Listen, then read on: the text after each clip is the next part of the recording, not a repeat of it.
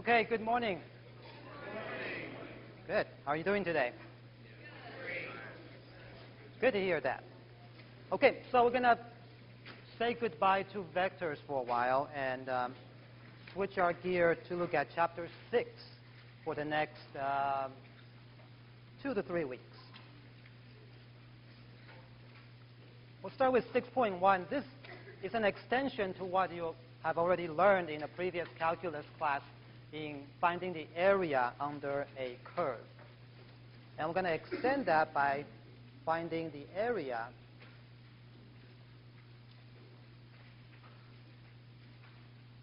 between curves.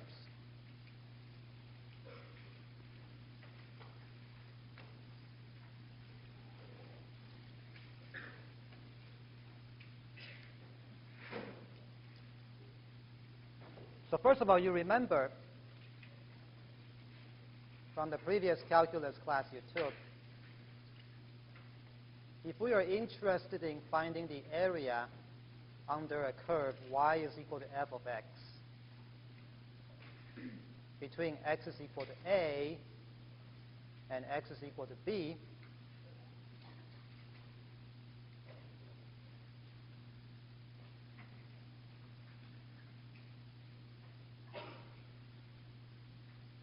and what we started doing was we first made a bunch of rectangles underneath this curve.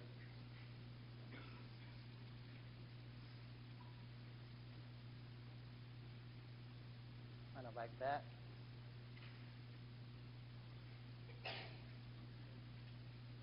And we said that the area is roughly to the sum of the areas of the rectangles.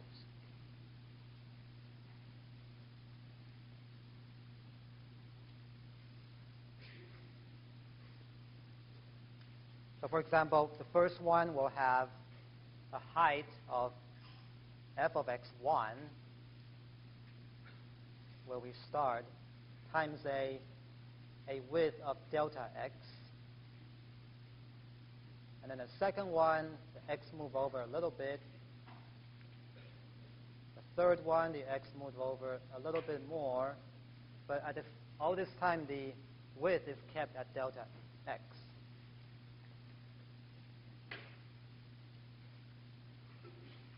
Right? And then we keep going until we reach the end of the bunch of rectangles we made up.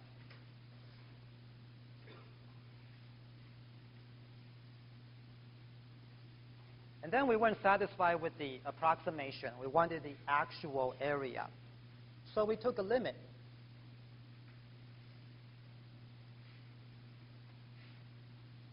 We let the number of rectangles go to infinity, and we let the width of each rectangle go to 0.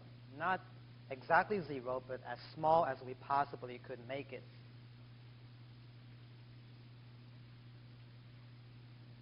And then we finally found out that to find the actual area, we do a definite integration starting at a, ending at b. We integrate whatever the curve is bounding above.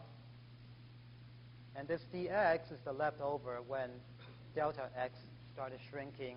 Eventually, they become dx.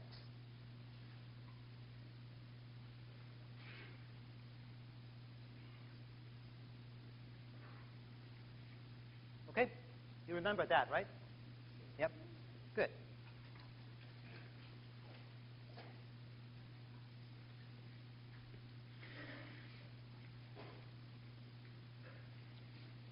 So now we take that same idea and then we make it more general so that the bottom is not just the x-axis anymore.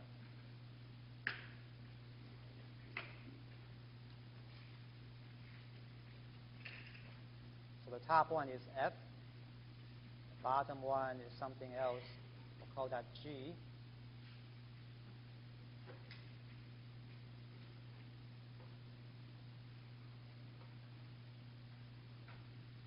And then we still start at A, we end at B.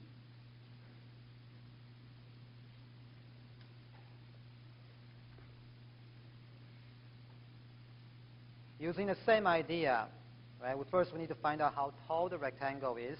That's what we integrate. And then the width dx. That came from delta x.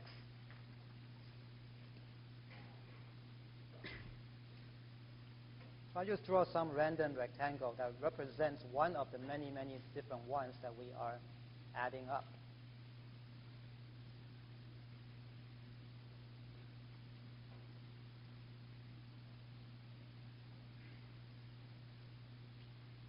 Now this time the bottom is no longer y equal to 0. So the height of this rectangle here is the top minus the bottom. However, the tallest part of the rectangle minus the lowest part of the rectangle.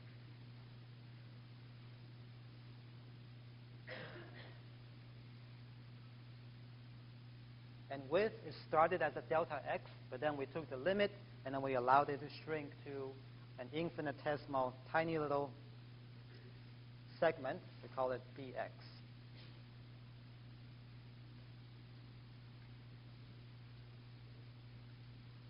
Okay, now then when we sum up this thing, we do exactly the same thing we did before. We do an integration starting from the left end, ending at the right end, and then we just keep adding on to what we're accumulating, all these rectangles.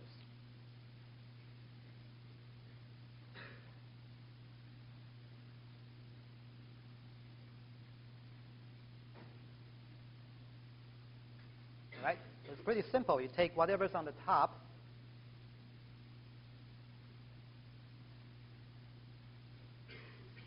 subtracting whatever's bounding the bottom, and then you integrate from where you want to start, and then you up to where you want to end, a to b.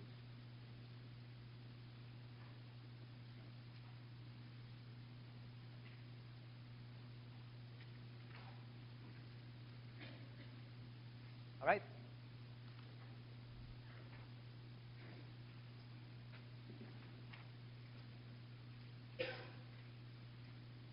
Okay, let's try this on a couple examples. We'll start with a very simple one, and then we'll go to one that's a little complicated.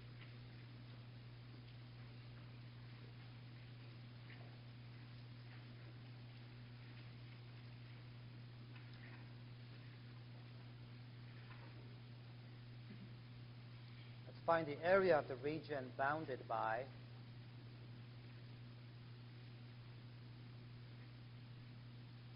y is equal to x squared minus 2x,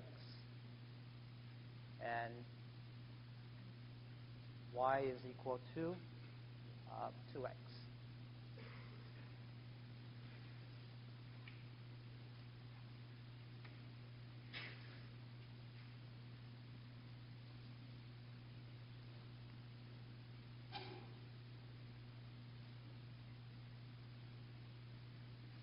The first thing we want to do is to come up with a reasonable sketch, if possible. And these are both pretty simple shapes. We should be able to get a pretty good sketch.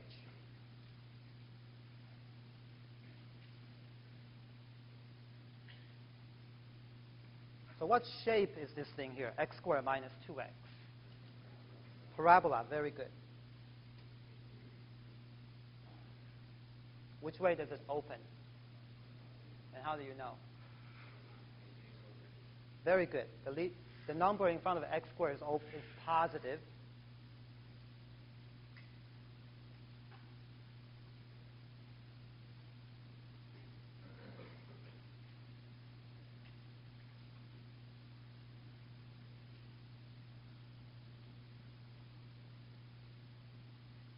And what's this minus 2x doing to the shape?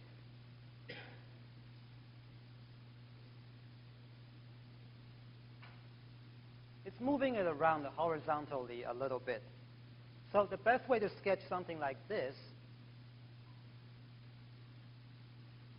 is to find the x-intercepts. Right? You know this thing opens upward, and if you know where the x-intercepts are, then you know what it's going to look like.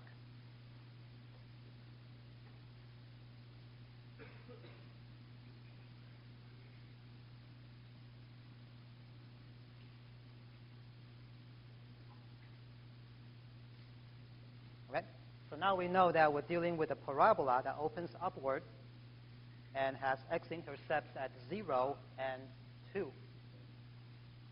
And now we know a lot about this parabola. We'll come back to it.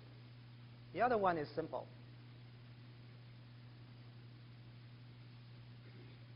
2x is a line, right, with a slope of 2 and a y-intercept 0.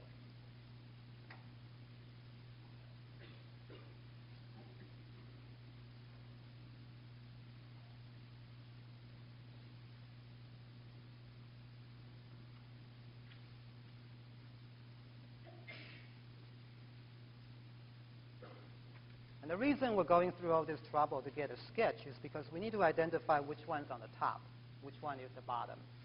If you get these two reversed, obviously the answer wouldn't be right. So we got to get a reasonably good sketch to get this correct. Okay, let's sketch it in. Here's one x-intercept of the parabola. The other one's at 2. Let's say it's right here. And it opens upward.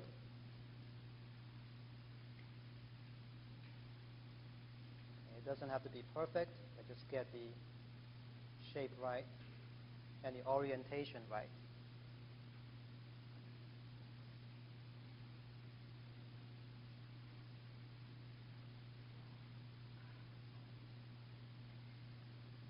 And then the other one is a straight line with a slope of 2.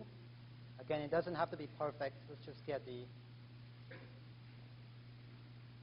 shape and orientation right.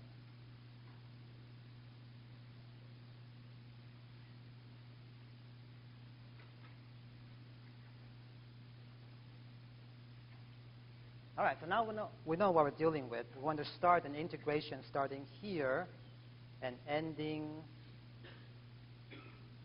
here. Top, which is 2x, minus the bottom, x squared minus 2x. By inspection, we know we start at 0. They intersect at 0. That's very easy to see. Now this one here, the second intersection here, how do we find that? Right. We find the intersection of the two curves, right? So we got to find this guy here. We have that by inspection. Now we need that.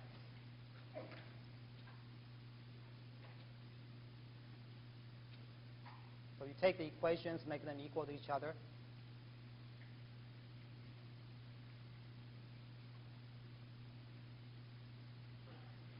Factor out an x here.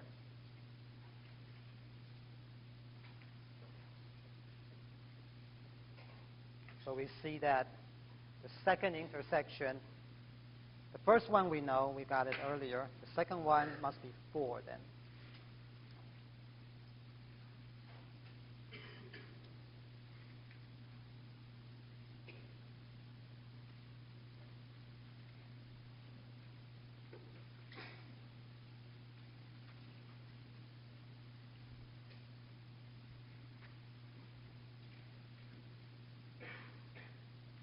Okay, now we got everything we need. Let's go ahead and complete the integration.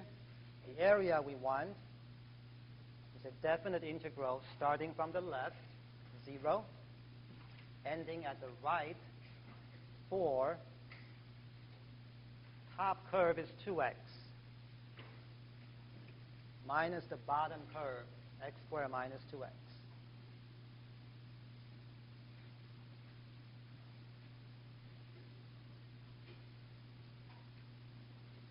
Simplify a little bit.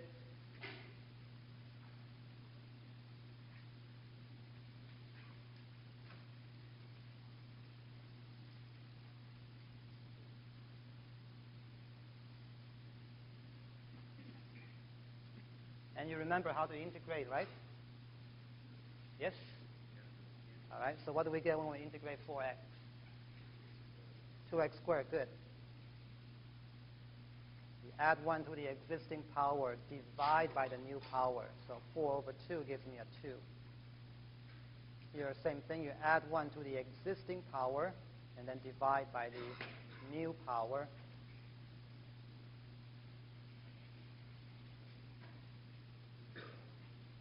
Then we plug in 4 for x first.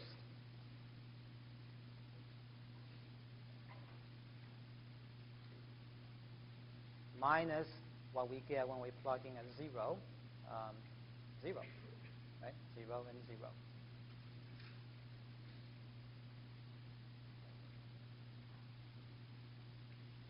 This ends up giving me a 32 over 3.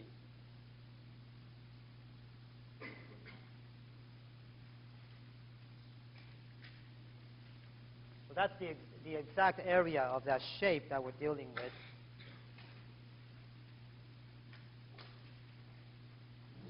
Questions? Pretty easy, huh, this one?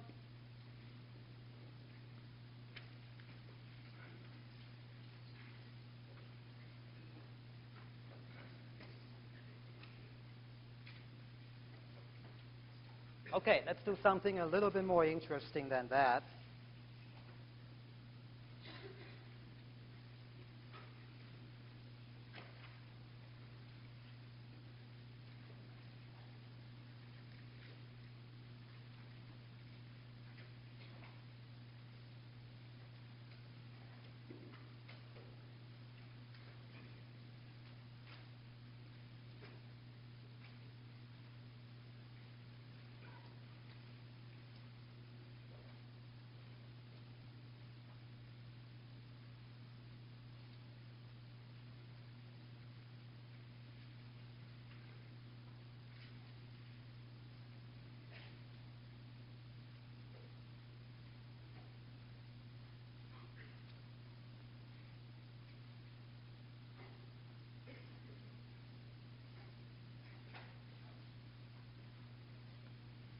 Okay, this time we got 2 cosine of 7x and 2 sine of 14x.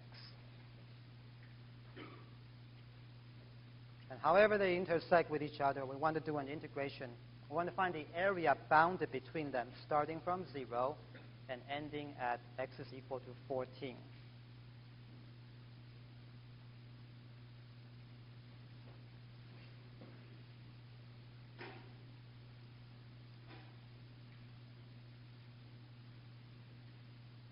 Proceed exactly the same way. Come up with a reasonably good sketch, identifying what's on the top, what's the bottom, find the intersections if we need to, and then do the integration.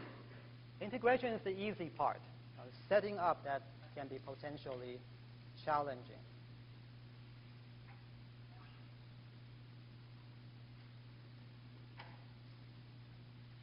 Okay, so let's take a look at what's going on with the cosine of 7x. 2 cosine of 7x. At x is equal to 0, cosine of 0 is 1. Good. So 2 times 1 is 2. At x is equal to pi over 14, 7 times that is pi over 2. And cosine of pi over 2 is, good, 0. Okay? So what this cosine curve is doing, first of all, let's see if you remember your trig. What's the period of cosine of 2 cosine 7x? 2 pi over 7. Excellent. You take 2 pi divided by this number right here. This is the frequency. So this is 4 pi over 14. That means this is a quarter period, right? A quarter of a period of this thing. And we know what cosine does, and we want just a quarter period of it. So there we go. There's our cosine curve.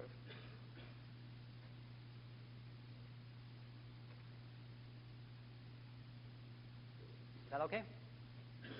Okay with that? Same thing with the sine of 14x. starting at 0, sine of 0 is 0. Good. And then when we go to pi over 14, 14 times pi over 14 is pi. And sine of pi is what?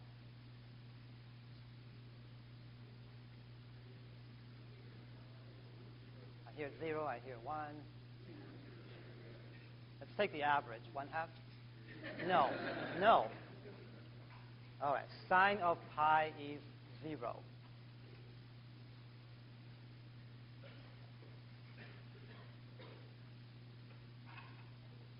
Okay. All right, and then this guy here,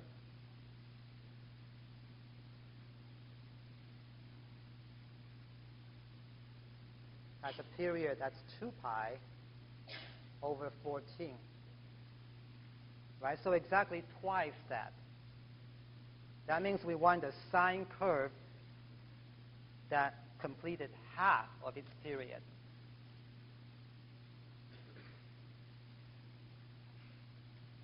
So something like that.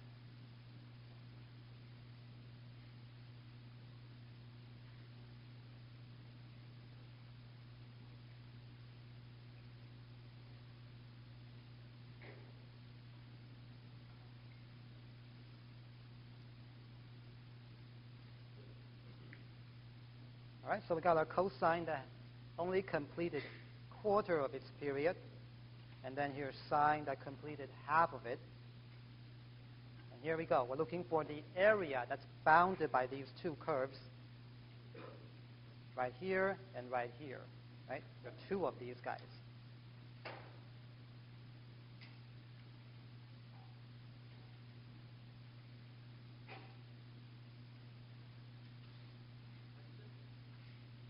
One second. Yes. Where are you? The area in between those two places not counted. This thing down here? Well, it's not bounded by what we're talking about here. Right? It's got to be bounded by the curves we described. So see, bounded by this guy, and this guy. That's the first almost triangular region.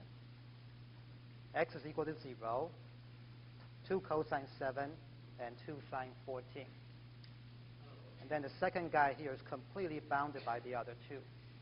This one down here is bounded by this and this and that, but we're not really dealing with this one here. It's not one of the curves that we started with. So it doesn't, we're missing a y equal to 0. If that's there, then we also need to take into that account.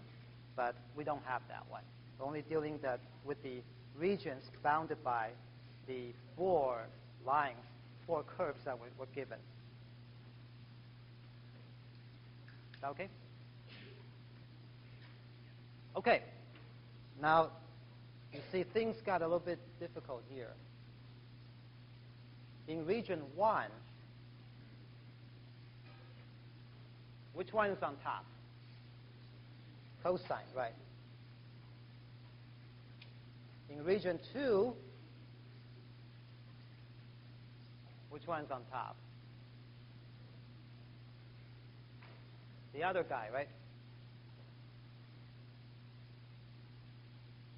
Okay, so if we're going to be calculating area by integrating top minus bottom, when they switch like this, we're going to have to break it into 2 separate integrals. We'll do an integration from here to here to take care of this one. And then integration from here to here to take care of that one.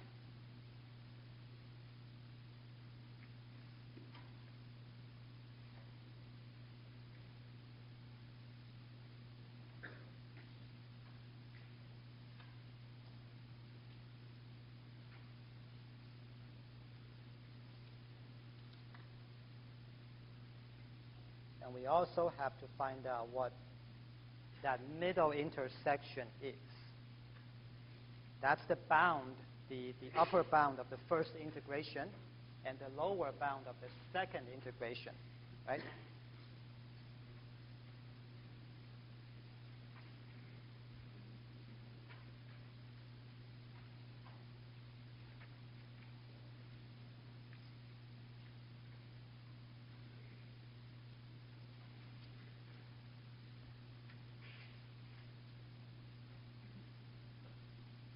So let's find the intersection, that middle one.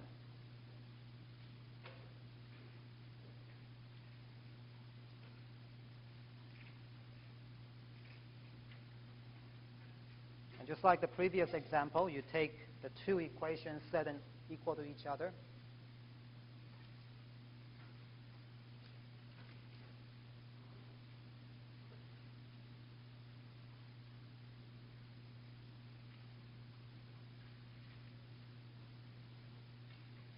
And right away, you see that 2 doesn't really matter. We can cancel the 2's out.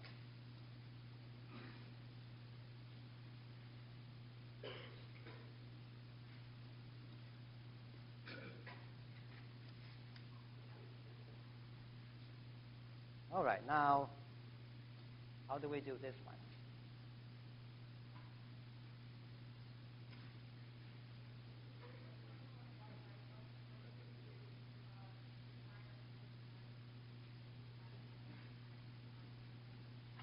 Absolutely. That's the right, one of the ways to approach it.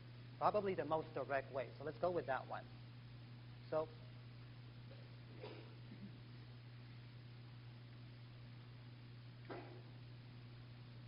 the double angle formula for sine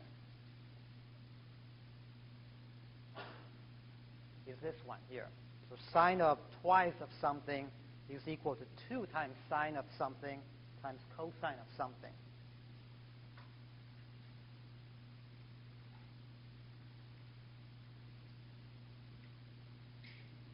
So let's consider 14x as 2 times 7x.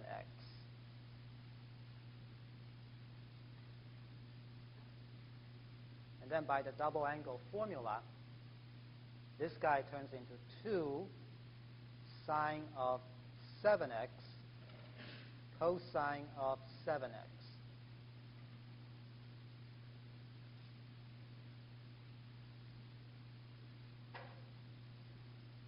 So now we're dealing with the same frequency now, 7x and 7x on both sides. When we had 7 and 14, that was a little bit of complication we didn't want to have. So using this gets us out of that jam.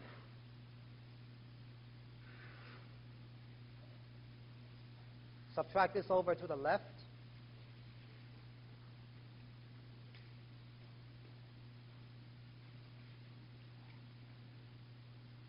And then factor out cosine of 7x.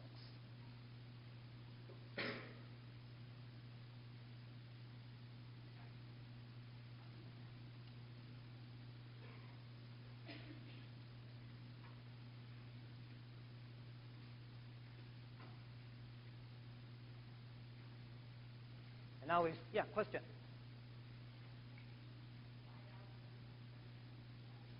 Good question. Why didn't I just divide out the cosine of 7x? What do you think? Right. So why not divide by cosine of 7x? Well, that's actually a very important but somewhat subtle thing here, because when you divide by something, you're guaranteeing that thing can never be 0, right?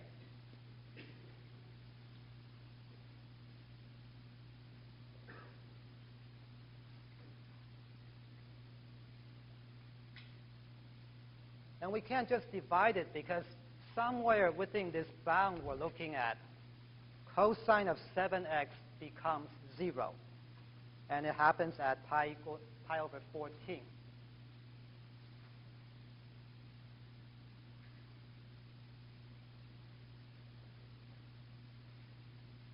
Right?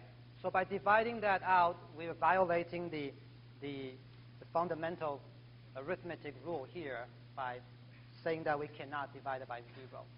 So that's the same thing when you have, say, solving an equation of x minus 2x times something else. You can't just divide it by x, because that x could be 0. It's exactly the same thing here. Cosine of 7x could be 0, and in fact is a 0 at some point. Therefore, we can't just divide it out. And if you do divide it out, then you'll end up losing one of the solutions. That may or may not cause a problem, but in general, it's not a good idea. Good question.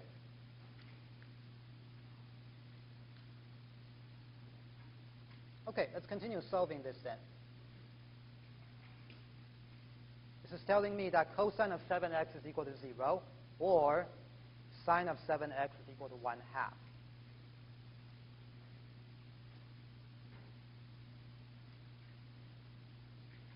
That we already know, right? Then this second one is the one that we wanted to, this must be the one that's telling us where the middle intersection is.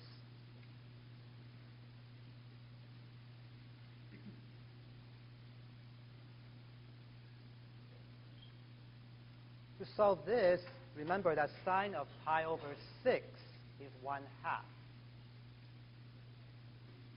So that means sine of 7x must be sine of pi over 6, right?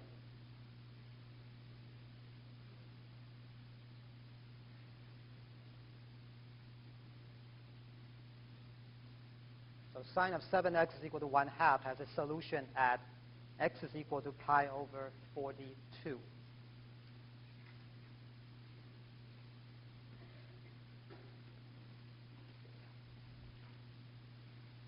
And that must be this guy right here.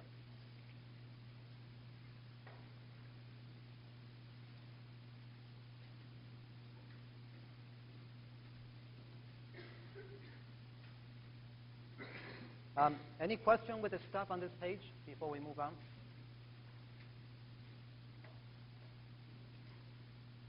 Okay, so you must know sine and cosine of at the special angles, pi over 6, pi over 3, pi over 2, pi and 0, that kind of thing. This is the kind of thing that we expect you to know, okay, without having to use a calculator.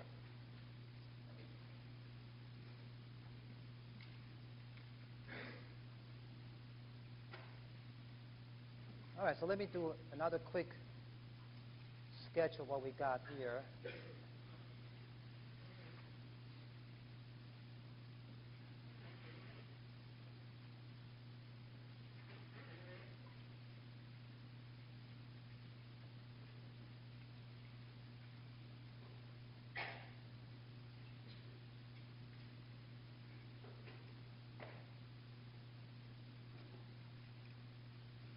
Now we can do the integration.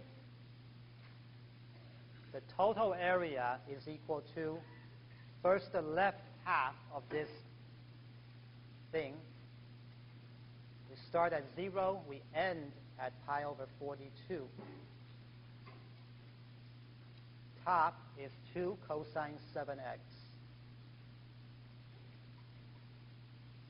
The bottom is 2 sine 14x.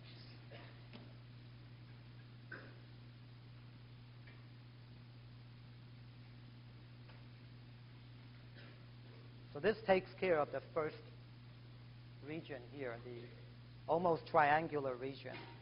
The second one, this crescent-shaped thing, starts at pi over 42, ends at pi over 14, and this time the top curve is 2 sine 14x.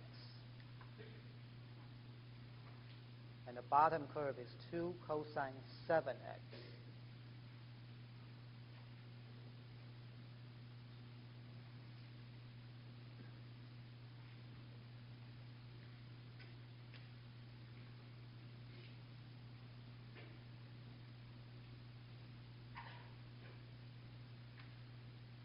And now we integrate, the last step, we integrate these things. You remember how to integrate cosine of 7x?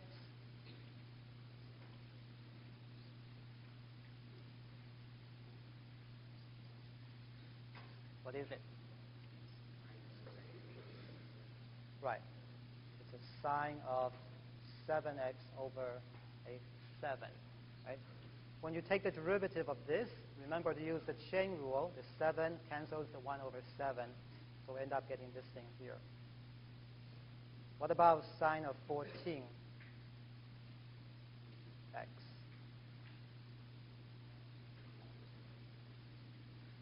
Cosine of some sort, right? And it's negative. Excellent. Because the derivative of cosine is negative sine. Therefore, the integral of sine is negative cosine.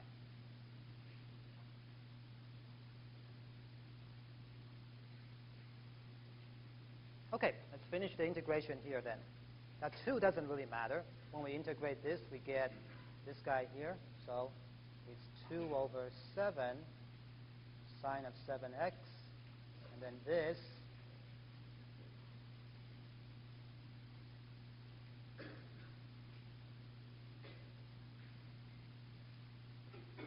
when you integrate that, you get a negative cosine. And with the negative already in front, that makes this a positive.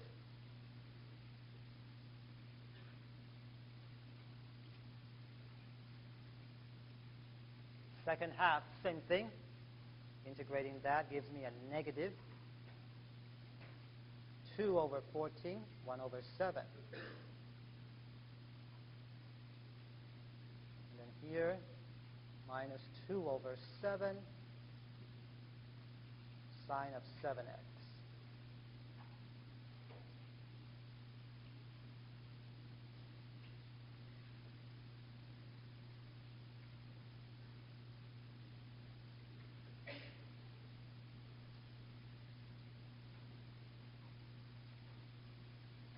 Now we're tossing the numbers. First guy here, pi over 42 goes in here. So we get 2 over 7 sine of pi over 6 plus 1 over 7 cosine of pi over 3 minus sine of 0 is 0 minus 1 over 7 cosine of 0 is 1. 7. Okay, so this is what we get out of the first integral here.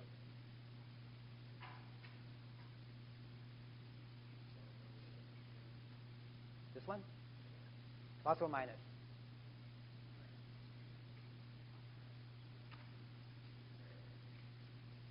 It's negative, right? Because it's minus something that's added to it. Here, this is cosine of pi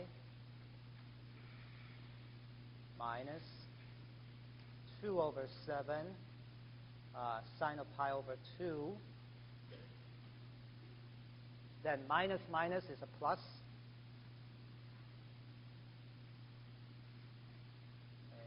Pi over 3 plus another 2 over 7 sine pi over 6.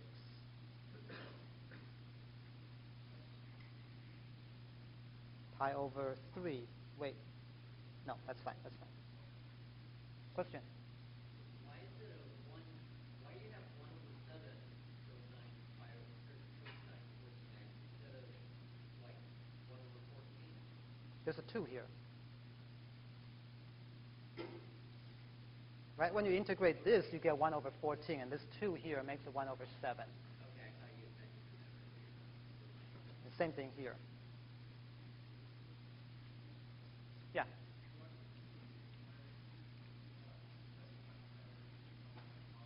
This guy here? Because these are negative.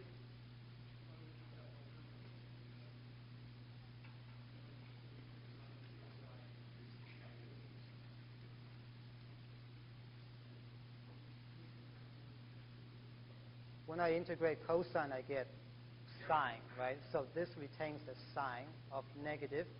When I integrate sine, I get negative cosine, so it changes the first sign of the terms. Here, these two at the end? Yeah. So what's going on here? This is minus 1 over 7 cosine of pi minus 2 over 7 sine of pi over 2 minus dot, dot, dot, minus dot, dot, dot. So that makes it plus.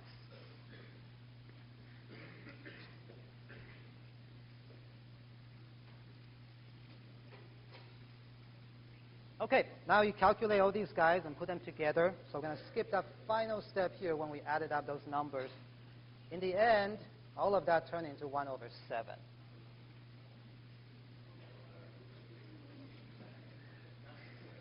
Okay, so what's left here is sine of pi over 6. That's 1/2. This is root 3 over 2, and all that stuff you add together, and you get 1 over 7.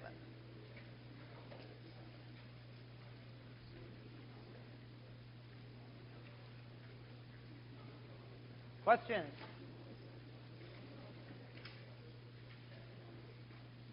See, I told you this one's more interesting.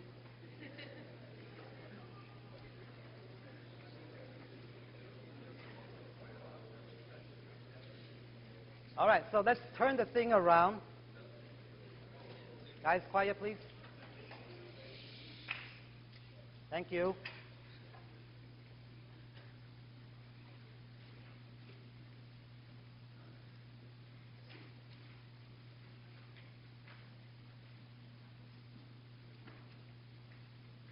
Sometimes we have to integrate in terms of y and not x.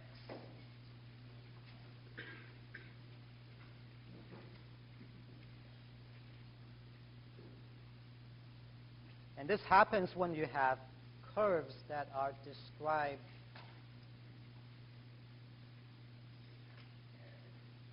x as a function of y.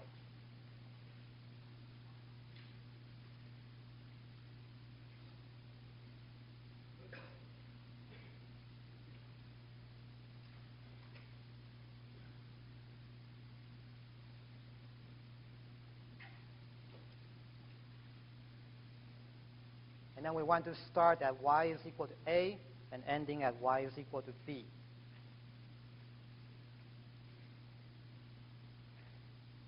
But everything is the same as we've done before. The only thing different is when you integrate this, instead of top minus the bottom, you do the right minus the left.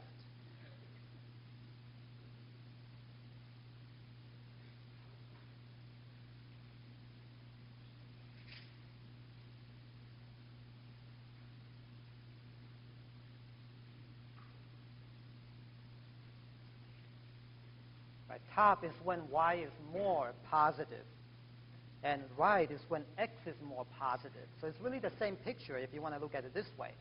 It's really the same thing. You take the more positive of the curve, subtracting away the less positive one. So right minus left.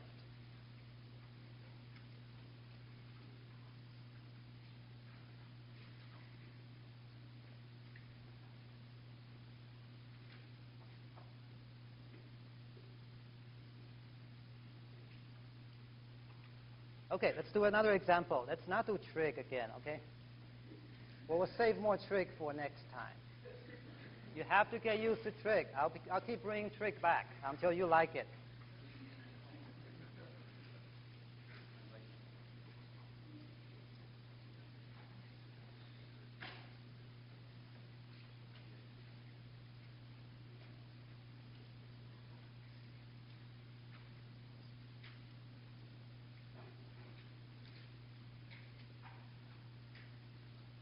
Let's find the area completely bounded by 4x plus y squared is equal to 32, and y is equal to x.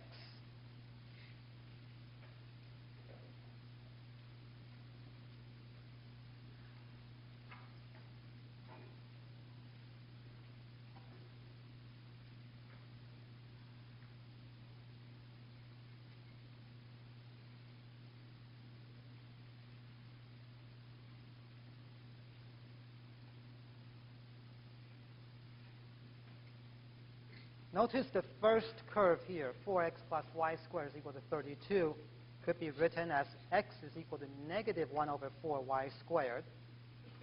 This y squared here tells us it's a parabola. And the negative means it's opening left.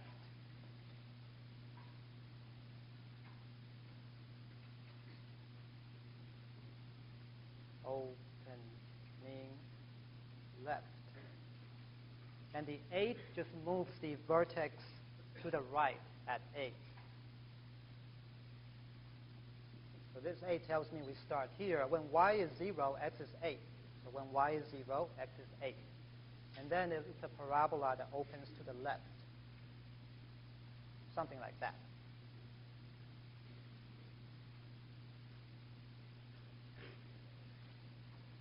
And then y is equal to x. Simple. Right here.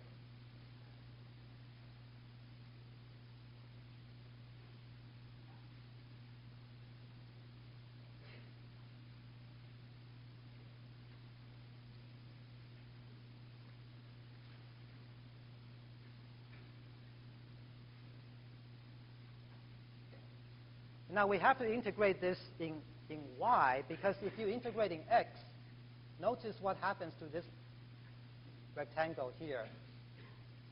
It's touching the same curve on the top and the bottom. And that's a complicated issue.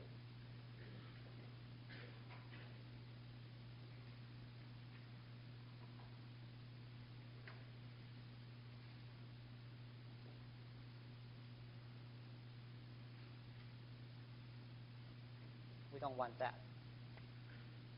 But if we put our rectangle horizontally, then it's touching a different curve on the left and a different curve on the right, right? X is equal to y on the left, and this other one on the right.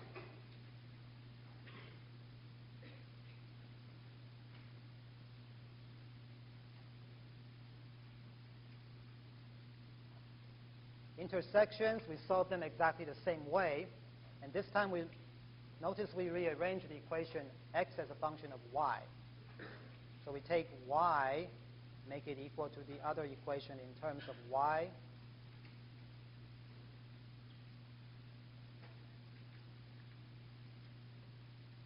In the interest of time, let me skip to the answers here. Turns out to be -8 and +4.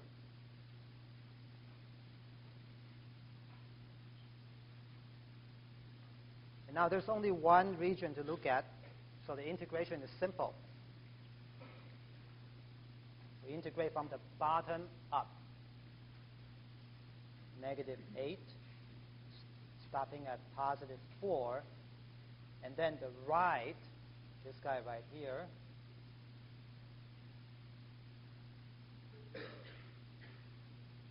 minus the left, y.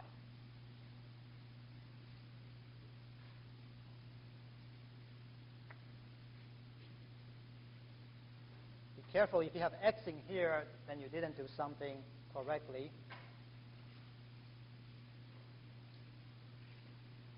When you integrate this way, everything has to be in terms of y. Like when you integrated the left to right way, everything is in terms of x. And this is a pretty easy one to integrate, thankfully.